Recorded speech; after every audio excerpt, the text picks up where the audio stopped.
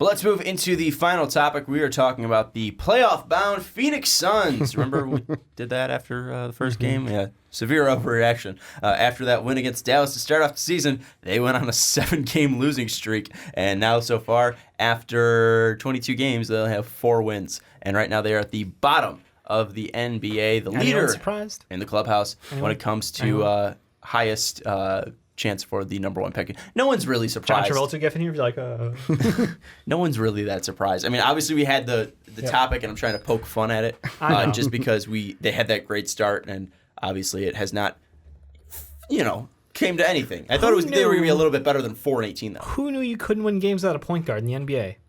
But I thought they were going to be a little bit. I thought after that first game, they didn't really show that they needed a point guard because everybody was passing well. So that was my thing of maybe you don't need a traditional point guard. Maybe you don't need that. You can roll with Book. They need it. So let's talk about which prospect's best fit for them. They might not be the number 1 pick. They might get Suns'd again, although they didn't get Suns this year with lower odds than ever. DeAndre Ayton. True, lower odds than ever. But let's talk about which prospects best fit them in the top 5 range. So obviously it's not for sure certain that they're going to be number 1 because they might win a couple more games. They might not win the lottery. So we'll break it up into number 1 pick. We'll break it into lottery or top 3, and then we'll break it up to top 5. Because I don't think. Does anyone think they're going to be picking lower than 5? No. All right. So we'll break it up that way. So Ricky, give me at least for top number 1 overall pick. If the Phoenix Suns have the number 1 overall pick, if Adam Silver is about to say, and with the number 1 overall pick, the Phoenix Suns select X, who is that X player? Now, I'm going to give 2 answers. No, give me one. No. You always do this. Give me one pick. No. And the reason why is, Jesus Christ. No matter who it is, the pick should be Zion. Okay, then just say Zion. But I don't think it's the best fit. The best fit is RJ. No, give me who you would pick. Who I would pick, RJ, but I don't think that should be the pick because what does that mean? It should Zion is the best player in this class. If you don't take him number 1, you're stupid. But the better fit might be RJ Barrett. But if they were like, hey Ricky, we're firing James Jones right now. You're the Suns GM, and you do all this scouting, you do all this stuff. I would personally take Zion. Okay, you would go with Zion. I would take Zion. And why would you say Zion? Because he's the best player in the draft.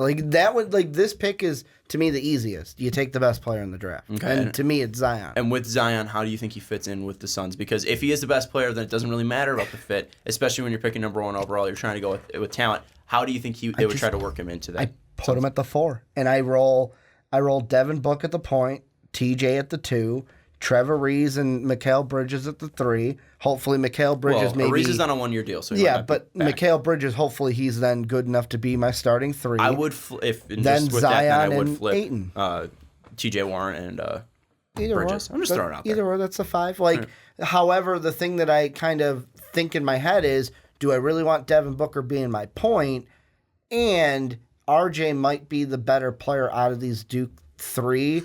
To then put at the point where I would seriously have a discussion in my head, should we go RJ, to then have RJ, Devin Booker, TJ Warren, then it makes the 3 a little bit difficult between Anderson, Jackson, and Bender, and then Ayton at the 5, and then Mikal can come off the bench and be the 6th man. Mm-hmm. Dave, what do you think? If Suns are number 1 overall pick, who are you picking? So the answer is Zion for the obvious reason, and I'm going to be a dick here and say, Ricky, just to help your point, what happened in 1984's NBA draft? Did the Portland Trailblazers take best player available, or did they take fit? They took fit. Mm-hmm. Do you think they're a little unhappy that they ended up with Sam Bowie instead of Michael Jordan? Well, yeah. I just, you just don't think about fit. Take the best player available. But that's You're why, at the top of the draft. The question of the topic is best fit. That's why I feel like the best fit is RJ. Is the best player. The best player is Zion. The best fit's the best player. Well, then why would you say Barrett's the best fit in your mind? Because of what you said. You were talking about point guard. And to me, Zion's not a guy that's going to be when I look at the point guard for this team, they need a facilitator, a guy that's going to get TJ, Book, Ayton the ball. Zion's not going to do that. However, from what I've seen with this Duke team, it's either Cam or RJ, and RJ does it a little bit better than Cam Reddish does right now. And that's why I feel like it's a double-edged sword of I agree with Dave. I'm taking Zion because he's the best player. But if the question is better fit, RJ might be the better fit although Zion's the better pick and the better player. And again, this is why we were breaking it up, because we have top 1, top 3, top 5, because then when you get to top 3, top 5, then you could start worrying a little bit more about fit. But These Duke players just make it so hard, though. If you guys think that clearly, one player is that much better at that number 1 spot, Dave's making the fair point of you guys got to go with talent then. Yeah. And I think that if they are going number 1 overall, then you probably would go with Zion. And I know that obviously they have Ayton, but Ayton does like to play the 4 offensively. And Zion is a guy that might be able to again, I keep bringing up that Jokic position of just put him at the top of the key, have him distribute or have him drive. And I think that might be the best thing. And then that way Ayton can still post up. He can still play the baseline. He can still roam. And I think that he can even, with his ability to stretch as well, I mean, that might be able to make your offense flow a little bit better. Because, again, when it switches back over defensively, although he's not been good defensively, Ayton, you could just put him back at that 5 and try to keep him as a rim protector only. Or hell, if you do want to try to switch it up, I mean, Zion so far has shown himself to be a rim protector. I mean, that's how crazy dynamic this kid is. So again, with Zion, he is so dynamic that it really it goes beyond fit. Because we don't know how he's going to fit in the NBA, but we know he's going to be an NBA player. Yeah. So I think I would also go Zion for them. I keep saying this. I know last week we were talking about ranking them. RJ, Zion, and Cam, and I think I ended up putting RJ number 1. But I also said when it comes to a mock draft, and I'm it's the day of, and I'm picking. I think it's gonna be really tough to go away from picking Zion Williamson. So I would say Zion number 1. I kind of disagree with you, though, when it comes to RJ being the best fit, because although they do need a point guard, I don't know if that's really going to help them, because then you're giving them 2 ball-dominant guys in Devin Booker and RJ Barrett, and I don't think that's going to be a massively successful duo, and then you also have to figure out Ayton. Why do you think RJ, outside of the ability of what he's showed so far, handling the ball for Duke, how do you think him and Devin Booker will play off? I think of it a little bit much like, look at what we saw in Utah. Look at what we saw with Ricky Rubio and Don Mitch, where it was 2 guys who can be ball dominant. Don Mitch, a 2 that has point guard tendencies. Rubio's who's a point guard. And Coach Igor can get these guys to work much the same in his system like he got Donovan Mitchell and Ricky Rubio to fit. What I would go with that is Booker thrives heavily off using the ball and scoring. And with Rubio can play off the ball, and he can at least last year he was a decent 3-point shooter. Don Mitch was a decent 3-point shooter last year. Where I look at RJ and Dev Book, although Dev Book's a great shooter, RJ's a fine shooter. I still think that they're going to be best in ISO play only, and I don't think they're going to be having that versatility of Rubio and Don Mitch. And that's why I don't know if they necessarily fit better. And then maybe you do look at Cam Reddish. And if Cam Reddish is the best fit, then maybe you trade out because someone maybe really wants Zion. So, Dave, what do you think about this whole best fit thing, at least with RJ Barrett, Cam, Zion? I don't think that there's one of those guys who absolutely fits perfect for this team because, like you said, Cam is a wing. You are already stacked at the wing in your mind if you have any faith in the guys you've got on this roster today. If not, whatever. You can go with him. But RJ's ball handling plus Dev Book's ball handling, I agree. I don't like that. I don't like them on the court together being a great fit. Maybe I'm wrong. Maybe they'll be fantastic because you have 2 guys who can go, ISO whenever you need to. But I just would look to get, like you said, someone who can facilitate. So if you're unlucky as Phoenix and you get the 2 or the 3 and Zion gets taken with the 1, I would agree with you and absolutely look to trade back. I would look to go get that Darius Garland, that John Morant, someone else behind there who can do things for you and get more value because you get some value later. Look, you're a bad team. You've had a lot of draft picks near the top end of the draft in the last couple of years. Obviously hasn't panned out perfectly the way you're dreaming unless you're dreaming about another 4 win. Where you're at right now. You're at the bottom. So if you get unlucky, bounce yourself back to get one of the top point guards available, whoever it is at the end of this year, unless Devin Booker magically becomes a point guard of the future. He could be. I mean, it doesn't seem likely. So I like the move of Zion or else. You go Zion. If it's not Zion, you bounce yourself back to a comfortable range to lock in yourself a point guard of the future. Here is the one thing that I do ask, because the Suns are in a position where they do have a lot of youth right now, and obviously that youth has not been good. Right. Do you need to add another great, crazy prospect like a Zion, like an RJ, or like a Cam? Or if you are in this position and one of the teams below you might have a star that might want to get out and they might be really itching for a Zion, would you entertain a trade offer? Or is it Zion no matter what just because of his ability to transcend the sport so far, what he's shown at Duke? Is that on the table at all in your mind to trade out of that number one spot and try to add someone who might be a little bit more of a veteran but might be able to add to that big three right away? I would be weary. But I only look at, and I know it's a unique situation, but I look at the Jimmy Butler situation. Mm-hmm. We need a veteran. We need Jimmy Butler. Hey, let's trade a guy like Markkanen. Oh, wait, maybe we should have kept Markkanen. Like, this didn't work out. We gave away Levine. We give away Markkanen now. And the real KD. And it would depend on what the move was, but I would be thinking about that in the back of my head and going, do we want to make that same mistake that the T-Wolves made? Here's like just an idea again. Don't worry Toss about out a name. Don't worry about money. Sure. But you look at who's currently 7th. Maybe they even move up, to 5. Would you do if Washington comes knocking? Our pick, the 5, for the number 1, and we throw on John Wall. I would think about it, but only because it would depend on who is there. Because, and I'm looking at Tankathon's mock draft. Yep. I would think about it because then at 7 I can get maybe a Kevin Porter if I really like. I can get a John Morant if I really want to go point guard. I can get, maybe I like the defense of DeAndre Hunter at the 3 or the 3-4-2, wherever you want to put him, where it's like, I like that defense that he brings, so I want to get him, to where there's a little bit more prospects there that can help you, that you can get John Wall, get that. But it would all come down to, do you want to be the team that was, if Zion becomes what I think he's going to be, do you want to be that team that traded away Zion? Mm-hmm. So, Dave, what do you think? John Wall, because that's the point I'm trying to make. John Wall's a hard no. Okay. Hard no.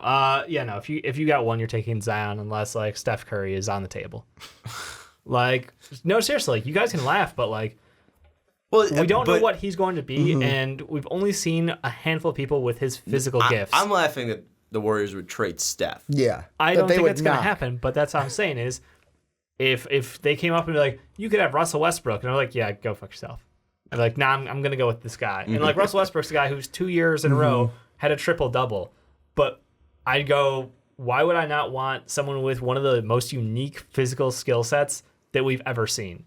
Like, I just can't pass that up. And I'm probably overhyping him. I don't give a shit. Like, I said he's going to be the best player in the league once LeBron retires. He's a goddamn Mack truck, but like, he has amazing footwork, and it just doesn't. And tree trunks. But also, then you also have to worry about the whole injury thing. I don't want to get too much into it. But again, like, you could also, if you do have that luxury of being the number 1 overall pick, you could also take that and say, maybe we can help our team win a championship more than getting the best player and possibly the best player in the league. Because, if you do have that number 1 pick and somebody is that enamored with his Mack truck ability of being so fluid, maybe they do give you the farm. Maybe this is something where they give you so many picks that you can mortgage this and then take it, switch, and trade. I know it's a lot Here's my point is you've got Devin Booker under contract for 5 years. You've got Ayton on his rookie contract. This is year 1. Bridges. You got Bridges, year 1.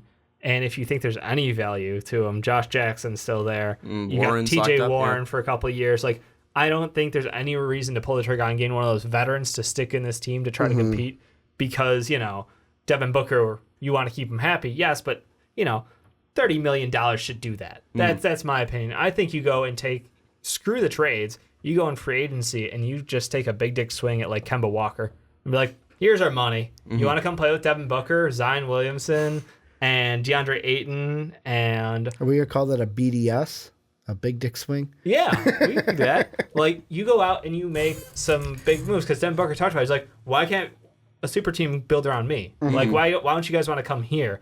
And I think that's a nice first step. They've got a head coach who needs to prove himself first off, but it's having that star that Devin Booker is, and knowing that he wants to bring that confidence, he wants to bring a reputation back to Phoenix, it's awesome because they're sick of being the fucking losers. No one likes it, but like he's come out publicly talking about like he wants to be successful, he wants to win games, he's sick of losing, and he wants to bring guys in around him. So I think this is the year where it's like we set it up, and then let's see. If you get the number 1 pick, you walk out with Zion, huge smile on your face, mission accomplished, boys, we got it. Go on free agency and unload.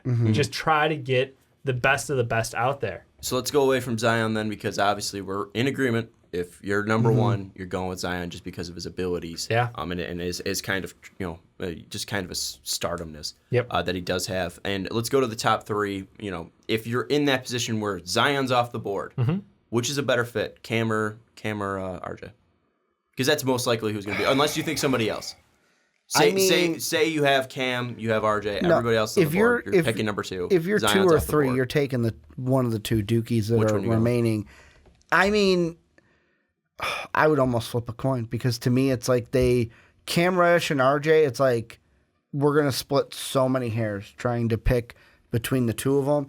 I personally, for the Suns, like RJ a little better, but I do get the argument of like Devin Booker's ball heavy, and we already talked about RJ being a volume shooter at Duke to where maybe Cam Reddish. I would personally take RJ, but I would probably flip a coin between him and Cam and be happy with whatever the coin landed on. And I know you brought up the fact that if you're at 2 or 3, then you possibly entertain the trade look. But I absolutely would. But if you're not trading that pick, who you liking? I think I would take not limited to Cam and RJ, but those typically are the people that people are thinking I wouldn't. of. Well, I am just gonna eliminate Bol. Like I just don't see him and Ayton fitting next to each other. Like it's too much of a liability.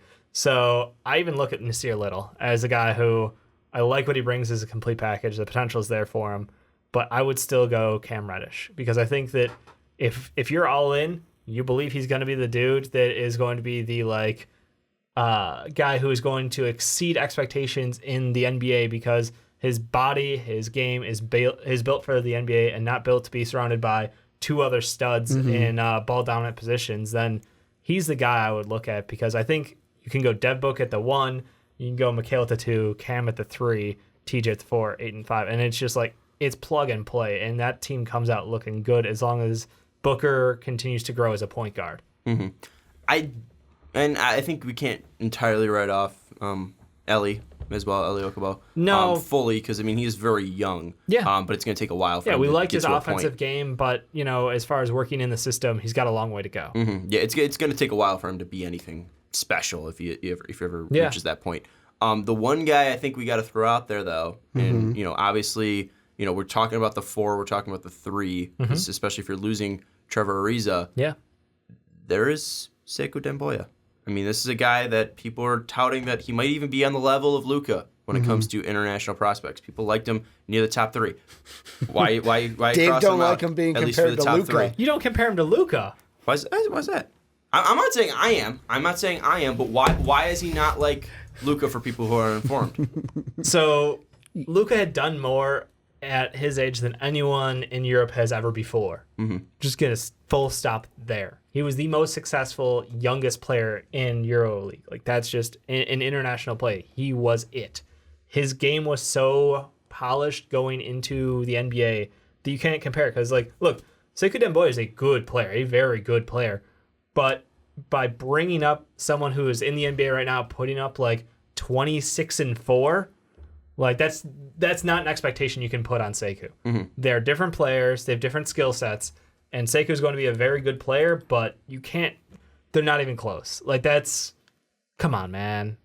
Come on, people. I'm not saying these are my thoughts. I think the thing you have to look to is how good has he looked in his playing time so far, and what's his role over there? Because again, the expectation for Luka was he was on the best team in Europe, and he was their primary ball handler at times. Sekou, different role, different setup. So temper the expectations. He is not going to be I don't believe he's going to be a game changer upon entering the NBA. I think he's going to be a good player and someone who can contribute day one, but he's not going to take over a team. He's not going to change the way that franchise has a future built out. Yeah, I just ask because he is in a league that has produced some players that have been, have been very noticeable in the NBA, and he is a guy that people have a lot of hype about because of his length, because of his versatility. Yeah. So just throwing that out there, because if they are looking for somebody that isn't ball dominant, and they can kind of mold him into something that they would like, maybe Sekou is a guy that they do attack. I think that you do not take him the top 3. I mean, you do look at Cam or RJ, because I think the one that best fits them would probably be Cam in my mind, just because he does have that versatility and it doesn't need to be ball dominant. And people kept bringing up in the whole Cam thing that we were saying, like, and we said we were being misinformed that why does somebody need to be a number 1 for them to be valuable? And Cam so far has shown that he doesn't need to be a number 1 to be valuable. And I think fitting into that, DeAndre Ayton, has shown his ability to take over games offensively in college before. Devin Booker obviously has done that so far. Yeah. So if you're looking for that another player to be another secondary piece and be a really great secondary piece, then maybe Cam is that right guy. And RJ has been, there's talks about him not meshing well with other stars. And if he's going up and playing next to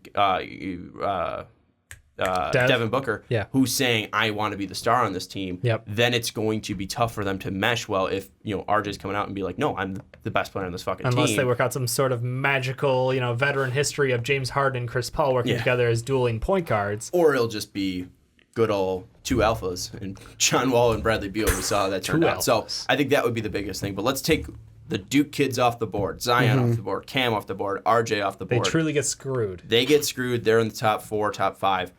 They're I mean, the first one I did, they put Phoenix at 5. So it can totally happen. Oh, yeah, absolutely. If the top 3 are off the board, who is the guy that you think they're looking for? Is it a point guard in Ja Morant? Is it a guy in Kevin Porter? Are they going to go with those freaky kids and a freaky kid in Sekou Doumbouya? Are they going to go with a Bol?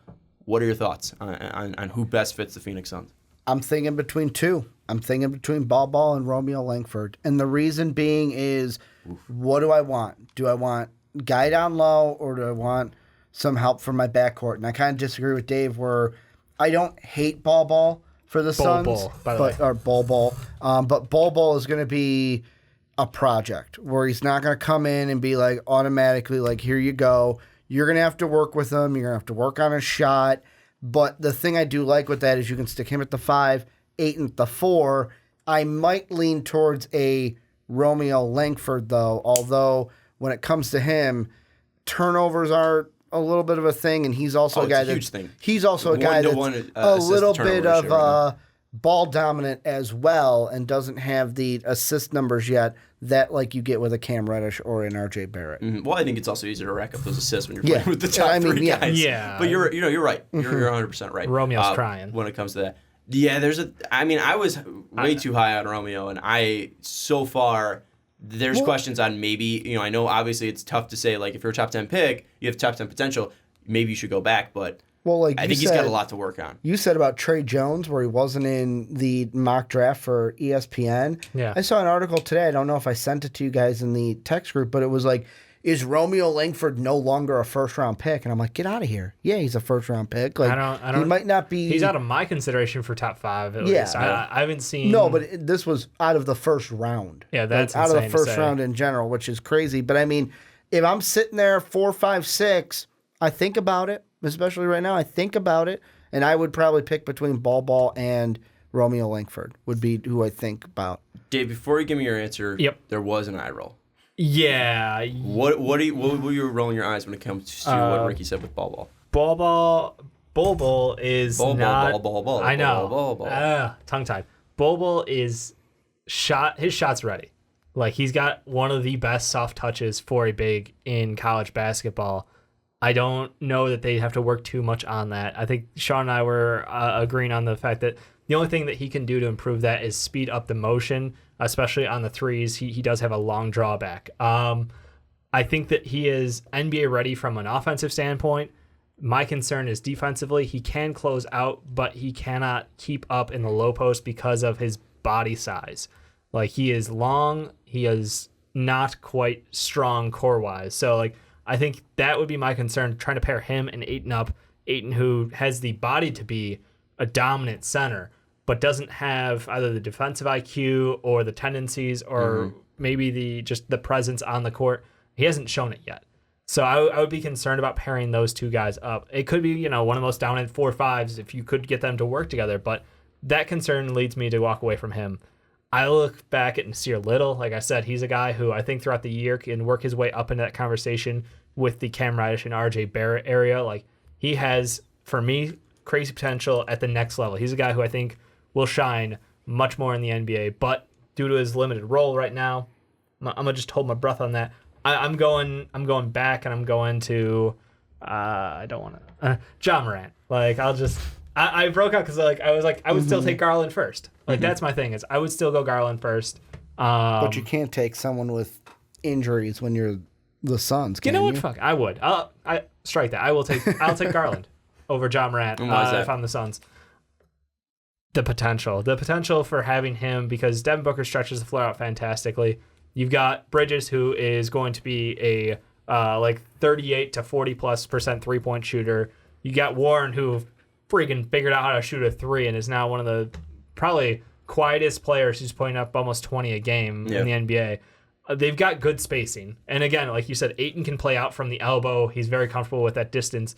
So give me someone who can cut to the hoop, create defenses just coming down on him, like pulling defenders, and being able to pass out of that under the hoop in the paint, being able to distribute out from that area. You get someone like him with his elite finishing skills, his passing ability. Like, I just think that he is someone who would absolutely make an impact for them if healthy at the combine. And here's the thing too with Nasir Little, that I think in watching his game, looking at his tendencies, looking at his frame and build, I think there's too much crossover between him and young TJ Warren, where TJ was so limited when it came to his ability to shoot from the outside that that's fair. Then you're getting that crossover of, TJ Warren just took this next step, and now we just have TJ Warren again off the bench. TJ Warren was a very useful six-man, but I don't think that's the edge. If you talk so much about point guard, you have to take a shot. It's either Ja or it's either Darius Langford. If Garland,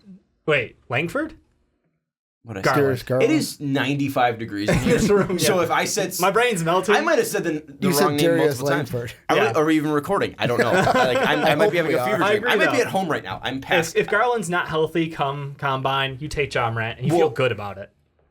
I think even if he's healthy, I think there is the question between them then, because I think that with Morant, then you also, I think you have the ability to, with Garland, I just think with Morant there's more playmaking ability, and maybe that's just because he has so much usage.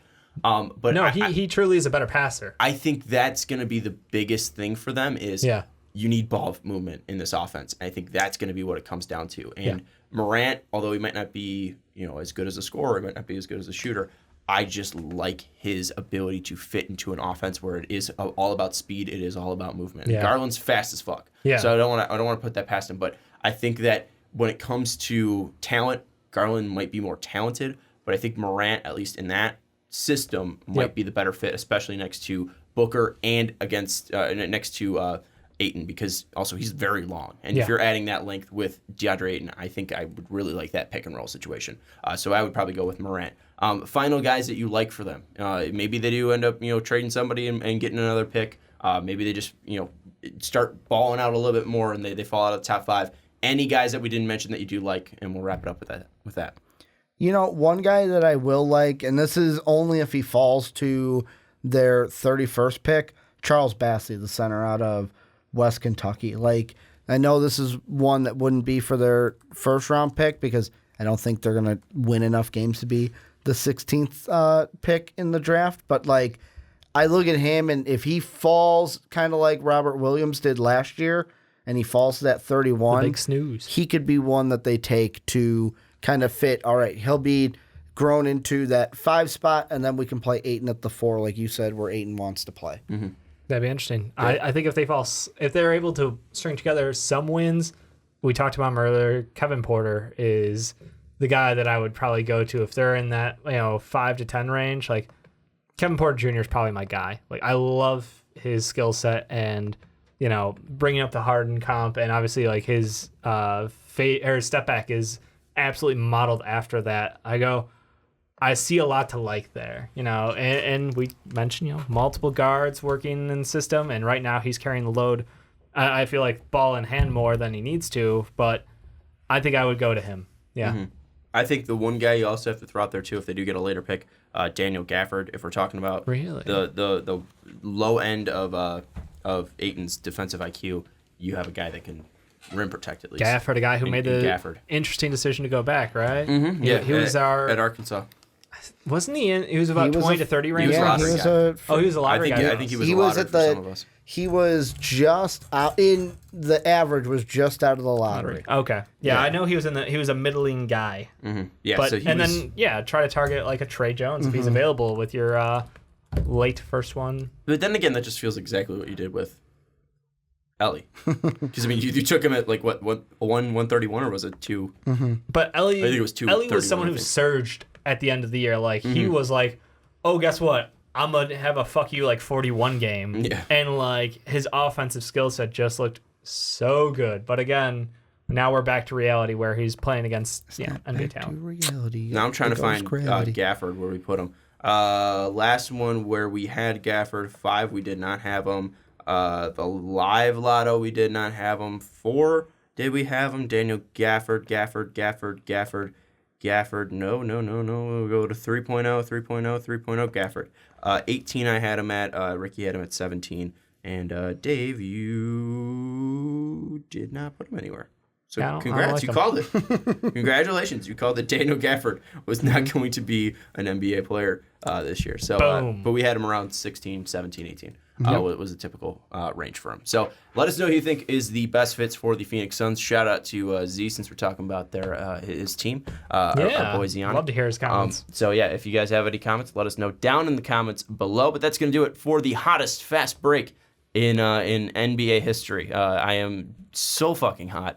About to pass out. I'm surprised I don't have showing pit stains on this. You're rocking a good hoodie. That's why I wear black. Oh, and I am not wearing an undershirt under this hoodie. Oh, really? So ballsy move in the hottest room I've ever been in. Just keep those arms down, Sean. But final things, if you want to get one of Dave's shirts, Dave showed off, head over to mostvaluablepodcast.com. And if you haven't already, I asked you earlier on in the podcast, but if you stuck around this long, means you liked it. It means you liked the hour and a half you're listening to. So please give us a rating of 5 stars on iTunes. It's extremely quick, and if you have listened, obviously there's either something wrong with you or you really liked our podcast, or maybe both.